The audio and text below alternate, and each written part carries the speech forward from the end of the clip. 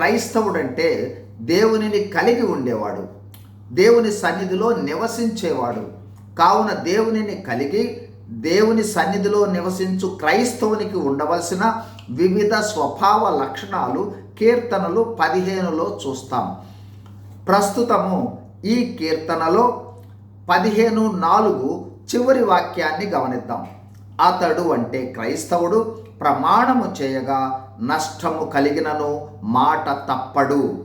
ప్రమాణము చేయుట అంటే ప్రత్యేకంగా ప్రమాణము చేసి చెబుతున్నాను అని చెప్పవలసిన అవసరం లేదు. మాట ఇస్తే, మాట మాట్లాడితే, మాట చెబితే ఆ మాట నెరవేర్చుటకు ఎంత క్రయమైన వెనుకాడని లక్షణమే క్రైస్తవ లక్షణం. మాట తప్పితే మోసం చేస్తున్నట్లు, అబద్ధమాడుచున్నట్లు, వేషధారణ చేస్తున్నట్లు, ఇతరులను నష్టపరుచుచున్నట్లు, విశ్వాసమును కోల్పోయినట్లు, మరి ముఖ్యంగా మనలో ఉన్న దేవునిని అవమానపరచుచు ఆయనను కూడా అబద్ధికుడిని చేస్తున్నట్లు. ఎందుకంటే ఆయన మనలో ఉన్నాడు. కావున ప్రియ సహోదరి సహోదరులారా, మనము గ్రహించవలసినది ఏమనగా, మనము అతి సులువుగా పడిపోవు పాపము మాట తప్పటం.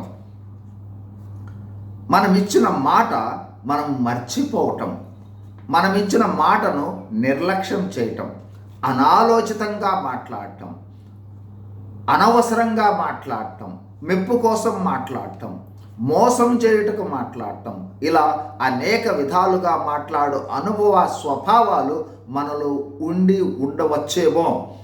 అయితే క్రైస్తవులము అంటే దేవునిని కలిగి ఉన్నవారము కావున దేవుడు ఏ విధంగా మాట తప్పనివాడో అలాగే దేవుడు మనలో ఉన్నాడనే గ్రహింపుతో మన మాట అవునంటే అవునుగా, కాదంటే కాదుగా ఉండాలి తప్ప మరో విధంగా ఉండరాదు.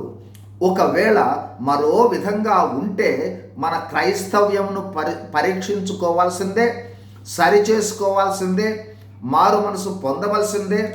మాట తప్పక జీవిస్తాననే తీర్మానంలోనికి వచ్చి మనలో ఉన్న పరిశుద్ధాత్మని దేవుని సహాయము పొందుకొని జీవించాల్సిందే. ఎందుకంటే మన ప్రతి మాటకు తీర్పులో లెక్క అప్పచెప్పాలి. God bless you. Thank you.